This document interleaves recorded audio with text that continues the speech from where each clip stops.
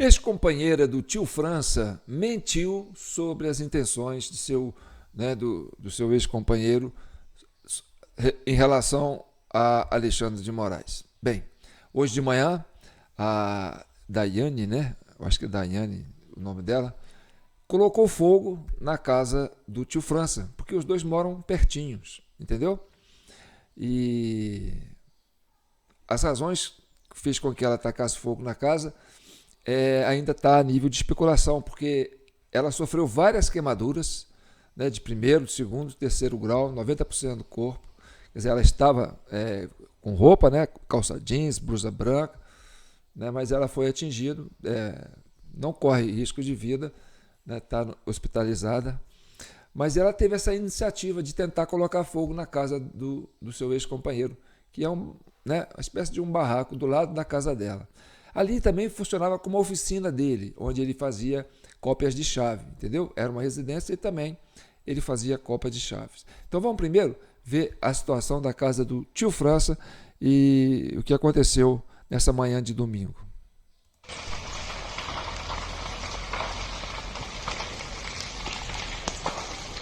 Olha aí, pessoal, pegando fogo agora na casa do França. Olha ali o França que estava lá em Brasília. Está pegando fogo na casa dele agora, nesse momento. A casa em que morou tio França, autor da explosão de 2 bombas em frente ao Supremo Tribunal Federal na cidade de Rio do Sul, em Santa Catarina, foi incendiada. O Corpo de Bombeiros catarinense informou que às 6h57 da manhã de hoje, na rua Barão do Rio Branco, no bairro Budag, foi verificado que o incêndio já havia tomado parcialmente a casa de 50 metros quadrados. A equipe começou o combate ao incêndio e foram necessários cerca de 8.000 litros de água para apagar as chamas e realizar o rescaldo. Uma mulher que morava na casa foi retirada do local por vizinhos. Segundo o Corpo de Bombeiros, ela apresentava queimaduras de primeiro, segundo e terceiro graus em todo o corpo, mas foi atendida, estabilizada e encaminhada para um pronto-socorro.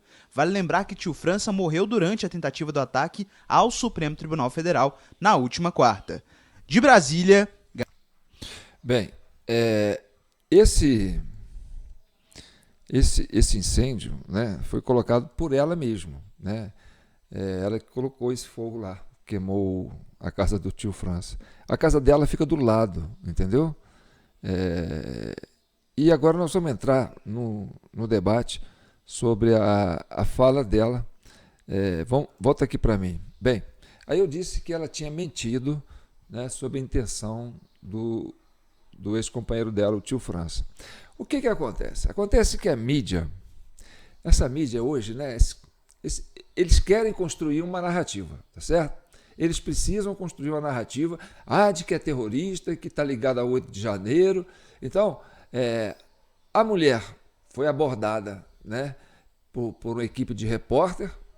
Ela estava confusa, né, não sabia o que estava acontecendo. E vocês vão perceber que a entrevista é indutiva, sabe? Eles vão induzindo a mulher a trazer um raciocínio que eles querem que ela traga, entendeu? Não é uma pergunta assim, solta, não. Primeiro que a mulher está confusa. Depois que a mulher tem 3 meses que não viu o cara, entendeu? E terceiro, é o seguinte, o tio França jamais iria contar para sua ex-companheira, entendeu? A sua real intenção do que ele ia fazer em Brasília. Por quê? Porque se ele contasse isso para ela, ela viraria cúmplice, entendeu? Então, se ela soubesse, tio França não era um cara burro, tio França era um cara inteligente e era um cara querido, era um cara pacifista, não era radical, não tinha nem direita nem esquerda, ele defendia a pacificação, tanto que ele fez crítica ao Bolsonaro e fez crítica ao Lula, dizendo que os dois deviam sair da política para acabar com a polarização e deixar que o Brasil construa a sua história. Bem, não citou em nenhum momento nos seus textos Alexandre de Moraes, né? Ele chegou a falar de Michel Temer, acho que foi Sarney, Fernando Henrique Cardoso, Bonner, né? E eu acho talvez Michel Temer, né? Então o que ele entendeu? Ele entendeu, o negócio dele era assim, tem um sistema aí que está incomodando, né? Esse sistema, esse consórcio de interesses políticos, de grupos que topam qualquer coisa para manter o poder, né? Então ele estava incomodado com isso. Então, a ideia do França, né, e agora nós estamos estudando o perfil dele, né, a personalidade dele, era uma pessoa que gostava de criança, era uma pessoa do bem, era uma pessoa benquista. Então, a mulher mentiu, dizendo que a ideia dele era matar Alexandre de Moraes. Porque tem uma diferença muito grande, mas a diferença é astronômica, sabe? É como numa distância da Terra para o Sol. Dizer que, o França queria matar o Alexandre de Moraes. Não, o França queria se matar em frente ao STF. Então tem uma diferença muito grande sobre isso, entendeu? Então, se ele quisesse matar o Alexandre de Moraes, ele seria um terrorista. Mas ele querendo se matar, ele não era um terrorista. Ele era um mártir. E quando ele se coloca como mártir, ele se coloca como vítima do sistema, não o agressor. Então, a narrativa de dizer que o sistema, né, esse consórcio de mídia, foi para cima da mulher para construir essa narrativa de que o alvo era Alexandre de Moraes, entendeu? Colocava ele como o agressor e o Alexandre de Moraes como vítima, entendeu? E, na verdade, isso não é, entendeu? O Alexandre de Moraes é o agressor e o França se colocou como vítima de um sistema opressor do qual o Alexandre de Moraes tem uma predominância muito grande dentro desse contexto. Não digo que ele seja o motor do negócio, né? Ele é aquele que fica com a cabeça de fora. Ele é a ponta do iceberg, entendeu? Por baixo dele tem toda uma estrutura que sustenta a cabeça do Alexandre de Moraes por fora desse sistema. Então, o Alexandre de Moraes está levando pedrada, por quê? Porque a cabeça dele está do lado de fora. Mas o que sustenta o Alexandre de Moraes é esse corpo enorme, e aí você tem todos esses interesses, né, econômicos, políticos, que estão por trás dele, entendeu? E de grupos, né, que estão por trás dele. Então, é muito distante o argumento de que o França queria matar alguém ou o França queria se matar, entendeu?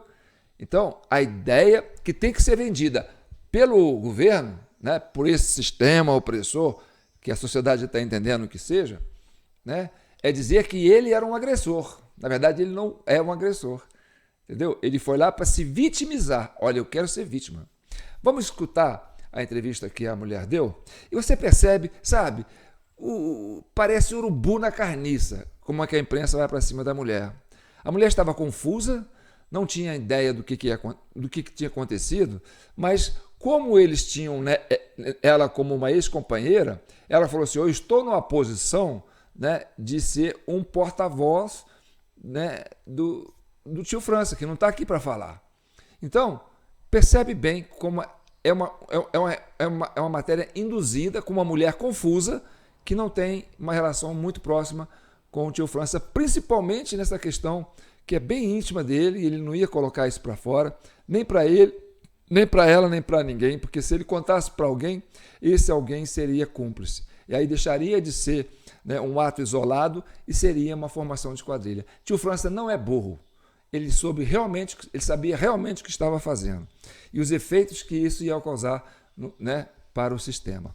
Vamos ver a entrevista? Presta atenção. Funcionavam no mesmo meio. Entendeu? Todos eles tinham o mesmo meio. Então isso aí, a primeira vez que ele foi para Brasília, só 1 ano, 2 anos atrás, um ano e pouco. Foi no ano que o Lula entrou ali, faz 2 anos, ele foi para lá, ele ficou 2 meses lá. Percebe que ela está toda confusa?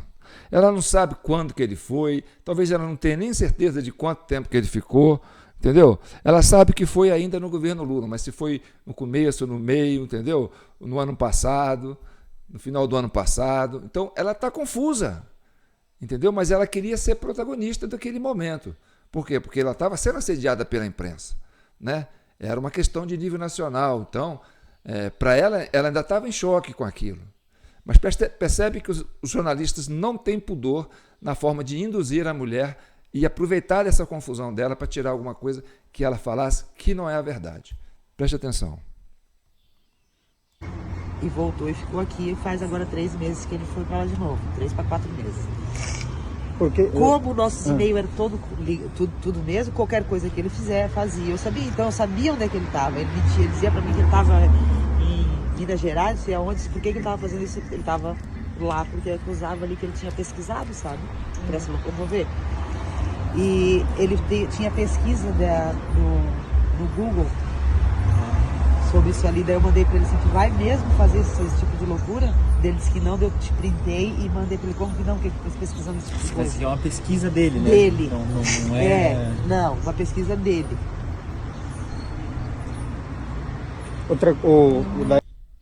Pois é, uma pesquisa dele. O que podia estar pesquisando que poderia ter falado com ela? Um trajeto para chegar em Brasília, entendeu? Alguma coisa de alugar uma casa, pesquisar uma casa. Ou seja, a mulher não tem uma noção exata, não tem uma noção precisa. É tudo muito vago a participação da mulher, porque eles são ex-companheira. Ela é ex-companheira dele, entendeu? Então, eles não trocavam essas intimidades. Ah, eu sabia onde ele estava. Ah, eu sabia onde ele estava. Ó, eu vou viajar, vou para tal lugar. Ué, qualquer um, ele pode falar isso para qualquer pessoa, inclusive para os filhos dele. Ó, eu estou indo, vou ficar uns dias em tal lugar. Isso ele podia falar. Agora, falar o que ele ia fazer lá, essa coisa de que é uma responsabilidade muito grande de alguém, ele não ia dividir isso com ela. Até porque se ele dividisse isso com ela, pelo perfil dessa mulher, ela não ia guardar só para ela. Ela ia contar para os outros, ela ia tentar tirar isso da cabeça dele. Então, ela não sabia de fato o que ele ia fazer. Sabe? A real intenção dele, ela não sabia. Vamos continuar. Entendeu? Essa é a leitura que eu estou tendo. Não sei se vocês têm essa leitura. Eu não costumo errar nas minhas leituras, né? Vocês estão acostumados comigo. Outra coisa, por que tu acha que... Estou gravando. Por que tu acha que... A pergunta, por que tu acha que?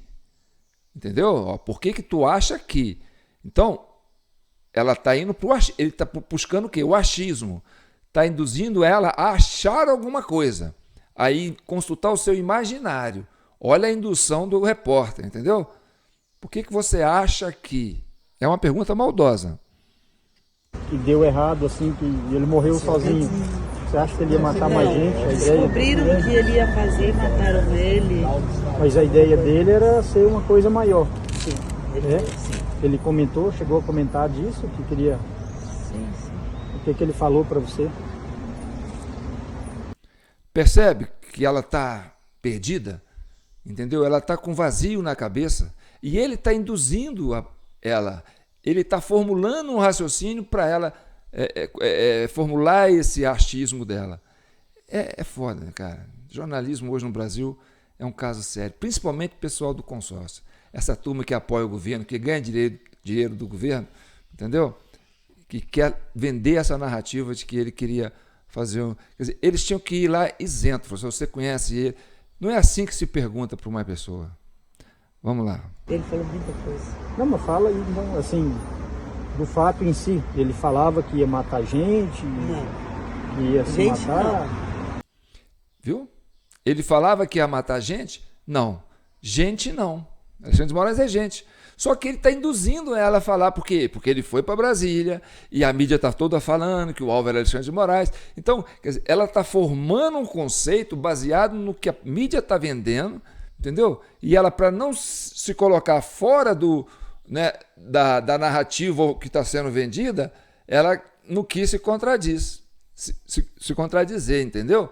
Então, ela vai indo no embalo do jornalista. Presta atenção. O Alexandre de Moraes. Sim, mas só o Alexandre de Moraes ou... E quem estivesse perto naquela hora. Então ele já tinha esse plano já um tempo atrás. Tá vendo? Ela está deduzindo isso pelos fatos que a mídia está vendendo. Tá entendendo? Ela não tem certeza. E você olha pelas feições, você consegue imaginar. Sabe? O corpo fala, gente. Você percebe, ela está de braço fechado, né? Ela está se fechando, quer dizer, ela está se protegendo, que ela está assim, olha, eu não estou à vontade com essa entrevista, né? Ele está induzindo ela a levar um raciocínio baseado no fato do que aconteceu, entendeu? Mas ela não aprofundou, ela não tem ideia disso. Continue vendo. Da eleição. Quando foi ganhar a eleição. Ele foi lá naquele 8/1, 8 de janeiro, ele estava lá? Não. Vocês participaram aqui na Aqui cidade, na né? cidade. Aqui na cidade. Entendeu? Então isso aí eu já descarta ele com a questão do radicalismo do 8 de janeiro. Ele não estava lá no 8 de janeiro. Ela é um álibi dele, né, que estava na cidade. Então, essa ideia de querer associar esse cara aos patriotas está totalmente fora de contexto. Continue ouvindo. Ele disse como é que ele ia matar o Alexandre? Você está vendo? Primeiro que ela não tinha certeza do que ele ia fazer. Depois ela não disse, né, que ele ia matar. Eles é que disseram e ela ficou sem graça de negar, por causa das evidências, né, de como a coisa estava acontecendo. E aí ele perguntou para ela, ele disse como ia matar o Alexandre de Moraes? Olha que pergunta maldosa, entendeu? E ela não sabia de nada. Eles queriam tirar uma ideia dela.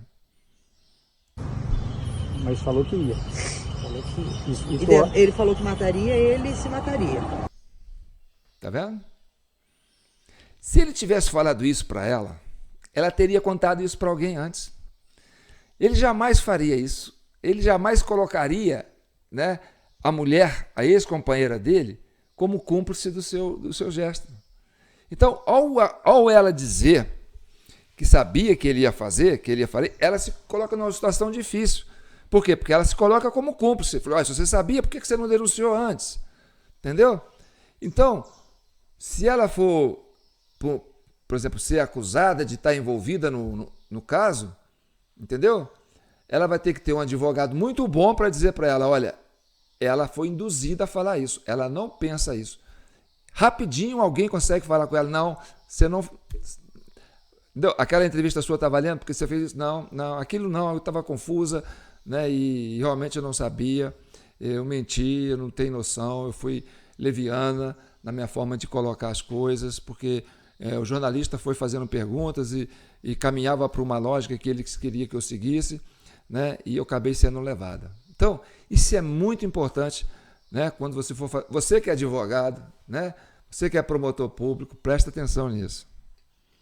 E tu acha que ontem deu errado porque ele foi sozinho? Não, deu errado não. É? Deu certo? Não. Descobriram que ele fazia. Deu errado? Não. Deu certo? Não. Ou seja, a mulher não está em condições de responder sobre essa questão, porque ela não sabe e não sabia qual que eram as intenções dele. Ela está deduzindo pelos fatos que ela está ouvindo, entendeu? Ela está confusa. E ela virou notícia e o pessoal pegou as palavras, né, e colocaram palavras na boca dela, da boca dela, que eles colocaram na boca dela na mídia. E complicou a situação dela. Ele foi obrigado a se matar. Porque, imagina, ele é muito pequeno perto de todo o sistema, de toda uma coisa. Ele é uma única pessoa tentando burlar um sistema todo corrompido para chegar perto de alguém que não vai. Bem, aí ela entendeu o processo. Imagina uma pessoa pequena, entendeu, lutar contra um sistema. Então, a leitura que ela teve, que ele queria fazer algo contra o sistema, não era contra o Alexandre de Moraes. Entendeu?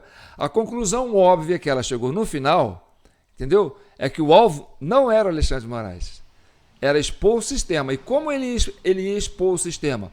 Oferecendo a sua vida, né, num gesto político, num ato político. Entendeu? Ele quis fazer, né, do seu martírio, né, um ato político para ter um significado aprofundado que pudesse levar a tremer o sistema. Entendeu? Tio França não era bobo. E teve que ter muita coragem para fazer isso. Não aconselho ninguém a fazer isso, tá certo? Não estou justificando o que ele fez. Acho que ele não devia ter feito. Se me perguntasse, eu falava que não. Se ele comentasse comigo, eu denunciaria ele na mesma hora. Eu falei, não vai fazer isso, eu vou te denunciar, porque isso não se faz. Eu fazia tudo para tirar ele da cabeça disso. Mas ele não contou para ninguém. Era uma coisa de fora o íntimo dele. Então, eu respeito, porque as pessoas têm... A pessoa pode parar de respirar, falar assim, eu não quero viver mais, é só eu parar de respirar. A pessoa é dona da vida dela, né? É muito mais verdadeiro esse debate sobre a vontade dele, né, de entregar sua vida por uma causa, do que discutir a questão do aborto, que é tirar a vida de alguém indefesa para defender uma causa própria. Você está entendendo? Que é, eu quero meu bem-estar, né? Eu não quero me expor a uma situação complicada. Eu não quero viver um momento difícil da minha vida, não estou preparada para isso, então eu vou sacrificar uma vida inocente, que está ainda em gestação. Aí você está falando de uma vida de outra pessoa. Então, se você for discutir a questão do aborto ou discutir a questão do suicídio, a pessoa que quer se matar é uma coisa dela. Tem aquela coisa da eutanásia, né? Eu quero viver só até um pouco, depois eu não quero viver mais. Isso aí é o foro íntimo de cada um, entendeu? Eu quero fumar, eu quero beber sei lá o quê, eu quero viver de um jeito. Então, eu quero morar na rua, entendeu? Eu quero casar com a Janja. Isso aí é o gosto de cada um. A gente não discute a vontade de cada um. Tem que ser respeitado. A gente respeita, tem que respeitar a individualidade de cada um. A partir do momento que você tem uma outra vida, aí você tem que pensar na outra vida. Nesse caso, eu acho que o França pensou nela, ao não contar para ela o que ele ia fazer, até para não torná-la cúmplice. Qualquer pessoa que ele comentasse sobre isso ia ser cúmplice dele. E deixaria de ser um ato de uma pessoa isolada, passaria a ser, né, uma formação de quadrilha. Era um cara que tinha muita noção do que estava fazendo. Vamos continuar vendo. Então isso virou meio que Uma obsessão dele. uma obsessão dele. Sim, tanto que ele me deixou quase louca. Quase louca. Todo mundo aqui na rua disse, tu vai ficar louco, porque eu só falava de política. Então ele não se mataria, porque ele jamais tiraria a vida dele, a não ser que ele tivesse cumprido o objetivo dele. Isso aí eu não sabia. Então se ele morreu em vão, não levou ninguém. Pronto. Então esse foi o depoimento dela. Você viu que ela está confusa? Ele realmente quis tirar a vida dele, ele não quis, ele jamais se mataria e tal. Ali todo mundo conversava sobre política, né? Então, realmente, esse é um episódio que a gente lamenta, né, de que tenha ocorrido. Mas isso expõe o quê? Expõe o sistema. E olha que isso ampliou mais ainda, porque quando ela põe fogo na casa do tio França, o que passou na cabeça dela? Aí eu quero que vocês comentem aí. João, eu acho que ela... Tem gente que teve a coragem de falar, entendeu? Esse pessoal dessa mídia aí, né, esquerdista, né, falou assim, ela quis apagar provas, né, quis destruir provas. Primeiro que, assim que aconteceu o fato, a polícia já foi na casa dele, já revirou aquilo tudo lá para ver se encontrava alguma evidência que pudesse trazer um elemento novo. E não encontraram nada, porque se tivesse encontrado, isso seria um troféu para a imprensa, seria um troféu para o governo, entendeu? Associar ele a alguém. Então, foram na casa dele em Brasília, foram na casa dele lá no interior de Santa Catarina e não acharam nada que ligasse ele a alguém ou a alguma coisa. Era, sim, um lobo solitário, uma pessoa que tinha na sua cabeça a ideia de entregar sua vida por uma causa em prol da sociedade brasileira. Então, isso é terrível para o STF, isso é terrível para o governo Lula, isso é terrível para esse sistema, porque isso mostra o tanto que esse sistema está fazendo mal à sociedade brasileira, a ponto de alguém oferecer sua vida para denunciar isso, e que isso chegue, ele quer que isso alcance uma esfera maior, entendeu?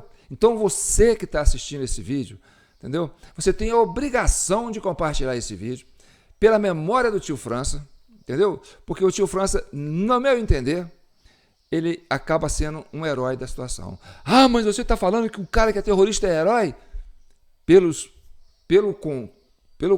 Pela conjuntura e o conjunto da obra, eu considero o tio França um homem corajoso demais, determinado, altruísta, né? É isso mesmo?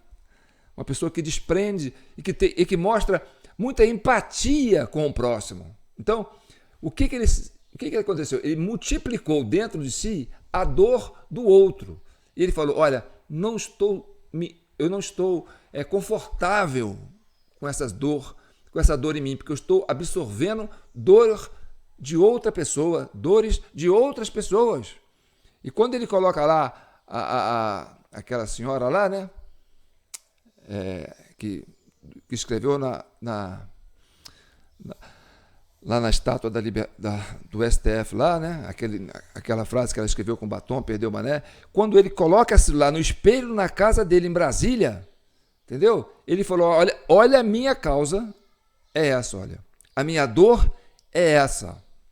Essa dor é insuportável, por quê? Porque eu estou sentindo a dor da mãe que está presa, estou sentindo a dor dos filhos que estão presos, ou seja, ele é uma pessoa que tem empatia ao extremo. Então, é uma pessoa de coração muito bondoso. E talvez essa mulher deve ter ficado mais perturbada ainda quando ela de forma confusa, entendeu? Chegou a dizer que ele queria matar o Alexandre de Moraes. Na verdade, ele não queria. E essa ideia dela destruir a casa dele é porque ela quer apagar na memória dela, né, esse episódio, porque aquilo lá virou até ponto turístico. E essa mídia esquerdopata, que a gente entende, né, que quer trazer, sabe, quer virar o jogo, falar, não, o cara queria matar. Não, ele é vítima. Ele é vítima. E o sistema que é o agressor. O sistema que matou ele. Entendeu? Porque é uma pessoa que tinha muita empatia pelas pessoas que estão presas, que estão sofrendo, entendeu? Então isso para o governo é horrível.